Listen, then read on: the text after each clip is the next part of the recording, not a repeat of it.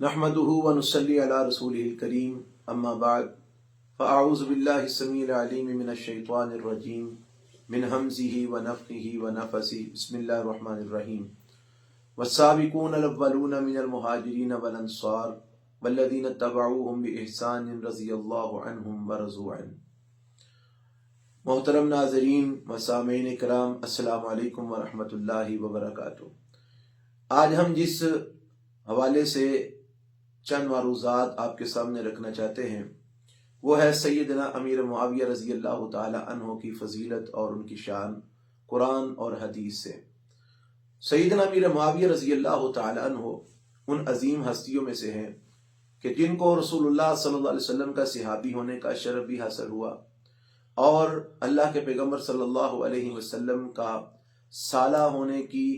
جو ہے نا وہ اللہ تعالیٰ نے ان کو یہ عظمت بھی عطا فرمائی کہ یہ نبی کریم صلی اللہ علیہ وسلم کے سالہ بھی لگتے تھے۔ ان کی بہن نبی کریم صلی اللہ علیہ وسلم کی زوجہ مطہرہ تھی اور اللہ کے پیغمبر صلی اللہ علیہ وسلم نے ان کو کاتب وحی بھی قرار دیا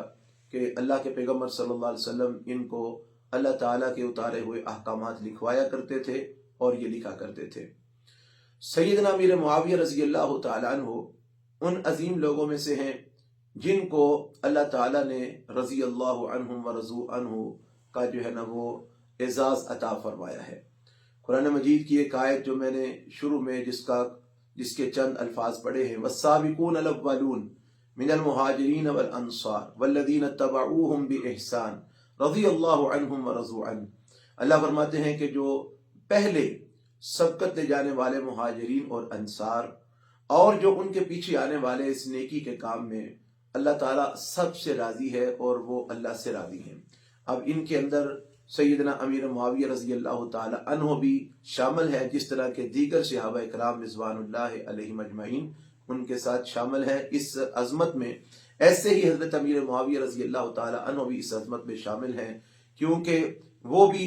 والسابقون الاولون من المہاجرین والانصار والذین اتبعوہم باحسان کے اندر ان کا بھی نام شامل ہے، اور اللہ فرماتے ہیں رضی اللہ عنہم ورضوا عنہ، اللہ ان سے راضی ہے اور وہ اللہ سے راضی ہیں۔ پھر اللہ تعالیٰ نے قرآن مجید میں سورہ الحدید کے اندر اس بات کا ذکر فرمایا کہ وہ لوگ جنہوں نے فتح مکہ سے پہلے اللہ کی راہ میں خرچ کیا اور قتال کیا، اور وہ لوگ جنہوں نے جو فتح مکہ کے بعد جنہوں نے اللہ کی راہ کے اندر جہاد کیا یا قتال کیا، تو اللہ فرماتے ہیں وہ برابر نہیں ہیں، ان کی عظمت، ان کا مقام، ان کا مرتبہ برابر نہیں ہے۔ لیکن اللہ تعالیٰ فرماتے ہیں اگرچہ وہ پہلے جو لوگ تھے فتح مکہ سے پہلے جو ایمان لائے اور جنہوں نے قتال کیا، اللہ کی راہ میں جہاد کیا، اللہ کی راہ میں خرچ کیا، وہ لوگ اعظم درجۃ من الذین انفقوا من بعد وقاتلوا، وہ بعد والوں کی نسبت زیادہ عظمت والے ہیں۔ لیکن اس کے آگے اللہ نے فرمایا وَكُلًّا وَعَدَ اللَّهُ الْحُسْنَى، اللہ تعالیٰ نے ان دونوں گروہوں کے ساتھ جو فتح مکہ سے پہلے اور فتح مکہ کے بعد دونوں کے ساتھ اللہ تعالیٰ نے الحسنہ کا وعدہ فرمایا ہے۔ الحسنہ کا معنی اچھا وعدہ فرمایا ہے، الحسنہ جنت کے معنی میں بھی ہے کہ اللہ نے دونوں کے ساتھ جنت کا وعدہ فرمایا ہے۔ اب یہاں پر یہ بات میں عرض کرنا چاہتا ہوں کہ سیدنا امیر معاویہ رضی اللہ تعالی عنہ کے بارے میں بعض لوگوں کا خیال ہے کہ یہ فتح مکہ کے بعد مسلمان ہوئے تھے۔ پہلی بات تو یہ ہے کہ روایات میں موجود ہے کہ حضرت امیر معاویہ رضی اللہ تعالی عنہ فتح مکہ سے پہلے مسلمان ہو چکے تھے، لیکن اظہار نہ کیا، اظہار جو ہے وہ فتح مکہ کے موقع پر کیا۔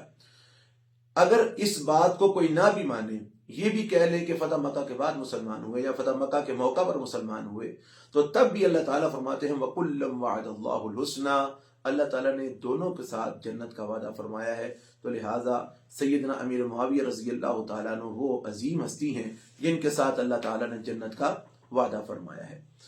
سیدنا امیر معاویہ رضی اللہ تعالی عنہ وہ عظیم ہستی ہیں کہ جن کے بارے میں رسول اکرم جناب محمد رسول اللہ صلی اللہ علیہ وسلم نے ارشاد فرمایا تھا کہ اول جیش من امتی یغزون البحر قد اوجبوا، یہ صحیح البخاری کی روایت ہے اور اس روایت کا نمبر ہے 2924۔ اللہ کے پیغمبر صلی اللہ علیہ وسلم فرماتے ہیں، اور اس روایت کو بیان کرنے والی حضرت ام حرام بنت ملحان رضی اللہ تعالی عنہا ہے، وہ فرماتی ہیں کہ اللہ کے پیغمبر صلی اللہ علیہ وسلم نے فرمایا کہ سب سے پہلا لشکر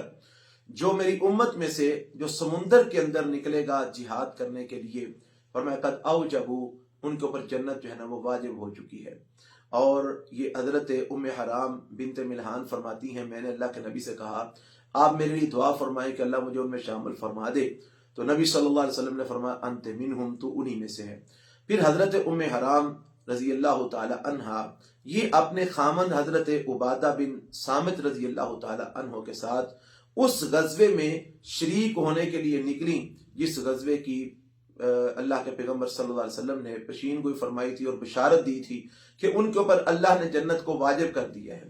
تو حضرت ام حرام جو ہے نا وہ رضی اللہ تعالی عنہا اس لشکر میں جو ہے نا وہ شریک ہوئیں اور اس جنگ میں، اس جہاد میں شریک ہوئیں جو سمندر میں سب سے پہلے جنگ کرنے کے لیے نکلا۔ تو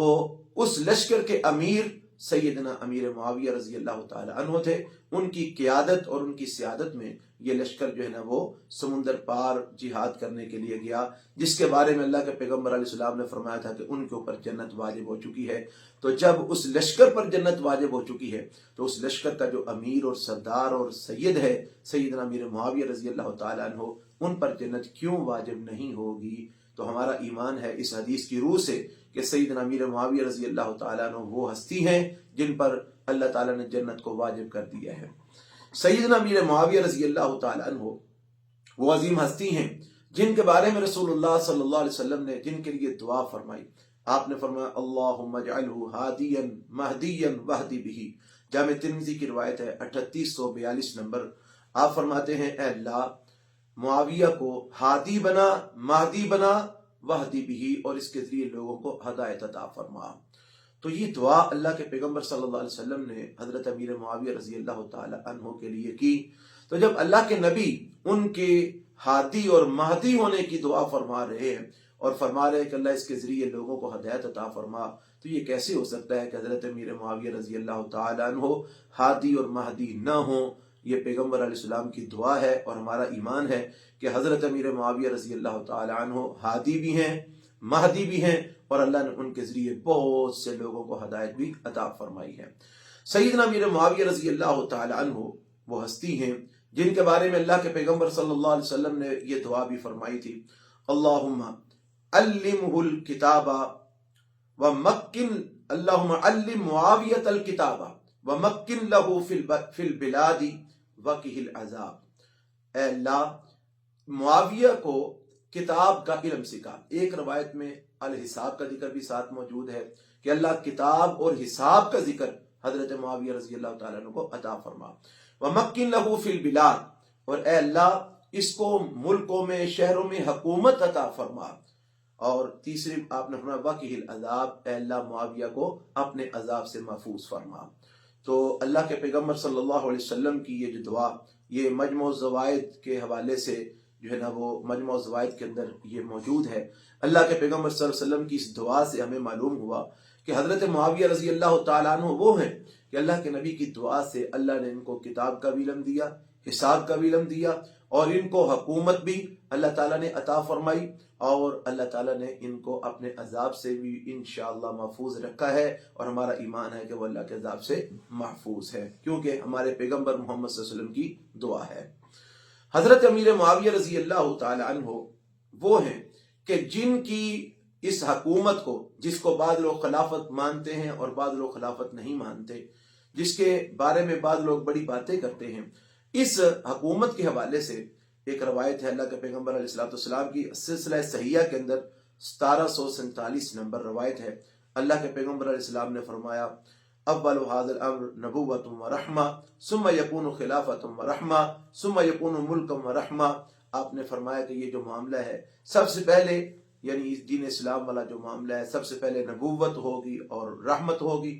پھر خلافت ہوگی اور رحمت ہوگی، ثم یکون ملکا ورحمہ، پھر بادشاہت ہوگی اور رحمت ہوگی۔ تو اب اگر دیکھا جائے تو سب سے پہلے اللہ کے پیغمبر صلی اللہ علیہ وسلم کی نبوت ہے وہ رحمت والی تھی۔ نبوت کا دور ختم ہوا، اب صلی اللہ علیہ وسلم دنیا سے رخصت ہوئے، پھر خلافت کا دور شروع ہوا، اور خلافت جو ہے نا وہ رہی سیدنا ابوبکر صدیق رضی اللہ تعالیٰ عنہ خلیفہ بنے، سیدنا عمر فاروق رضی اللہ عنہ خلیفہ بنے، سیدنا عثمان غنی رضی اللہ عنہ خلیفہ بنے، سیدنا علی المرتضی رضی اللہ تعالیٰ عنہ خلیفہ بنے۔ اور ان کی خلافت کا دور جب ختم ہوا تو پھر اس کے بعد اگر خلافت حضرت امیر معاویہ رضی اللہ تعالی عنہ کی حکومت کو، ان کی جو ہے نا وہ اس دور کو خلافت کا نہ بھی مانا جائے، بادشاہت کا بھی مانا جائے، تو اللہ کے پیغمبر صلی اللہ علیہ وسلم نے فرمایا کہ پھر اس کے بعد بادشاہت ہوگی اور وہ بھی رحمت والی ہوگی۔ تو ہمارا اس روایت کے مطابق ایمان ہے کہ حضرت امیر معاویہ رضی اللہ تعالی عنہ کی جو بادشاہت تھی یا خلافت تھی وہ بھی رحمت والی تھی، کیونکہ اس کے اندر دین اسلام بہت زیادہ اس نے عروج پکڑا اور غلبہ پایا، اور وہاں اسلام پہنچا جہاں پر پہلے اسلام نہیں تھا۔ تو سیدنا امیر معاویہ رضی اللہ تعالی عنہ یہ وہ عظیم ہستی ہیں جن کے بارے میں چند باتیں آپ کے گوش گزار کرنا چاہتا ہوں۔ قرآن پاک کی وہ تمام آیات جو صحابہ اکرام رضوان اللہ علیہم اجمعین کی فضیلت میں نازل ہوئیں، ان میں سیدنا امیر معاویہ رضی اللہ تعالی عنہ بھی شامل ہیں۔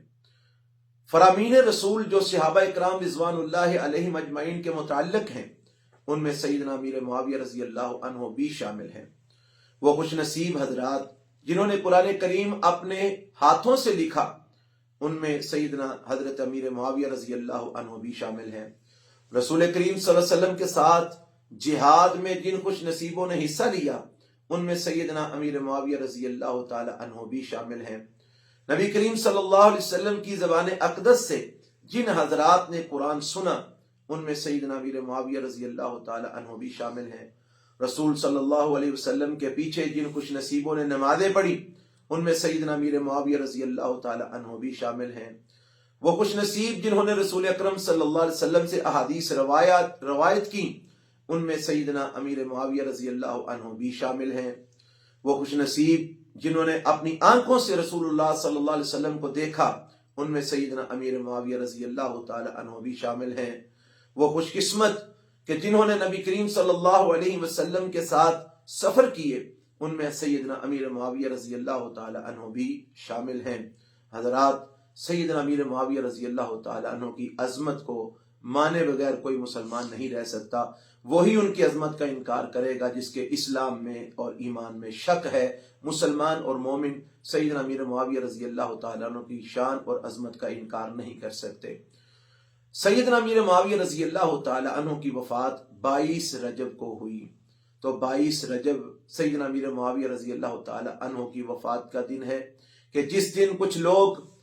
رجب کے کنڈوں کے نام سے ایک رسم کرتے ہیں اور کھانے پکاتے ہیں، کھیرے پکاتے ہیں اور پھر وہ بانٹتے ہیں اور کہتے ہیں کہ امام جعفر صادق رحمہ اللہ نے ان کو یہ حکم دیا ہے کہ میرے نام کی کھیریں پکا کے تو 22 رجب کو تقسیم کیا کرو۔ حضرات، یہ بالکل جھوٹ ہے۔ حضرت امام جعفر صادق رحمہ اللہ نے قطعاً اس بات کا حکم نہیں دیا۔ اس کی کوئی بھی دلیل اس کائنات میں موجود نہیں ہے کہ حضرت امام جعفر صادق رحمہ اللہ نے اس بات کا حکم دیا ہو کہ میرے نام کی کھیریں پکا کے 22 رجب کو تقسیم کرو۔ اصل میں یہ 22 رجب یہ حضرت امیر معاویہ رضی اللہ تعالیٰ عنہ کی وفات کا دن ہے، اور بعض بد نصیب اور بدبخت لوگ وہ حضرت امیر معاویہ رضی اللہ تعالیٰ عنہ کی وفات کا جشن مناتے ہیں اور اس دن جو ہے نا وہ کھانے پکاتے ہیں اور کھیریں پکا کے تقسیم کرتے ہیں اور لوگوں کو کھلاتے ہیں اور خوش ہوتے ہیں۔ لیکن یہ بات یاد رہے کہ یہ امام جعفر صادق رحمہ اللہ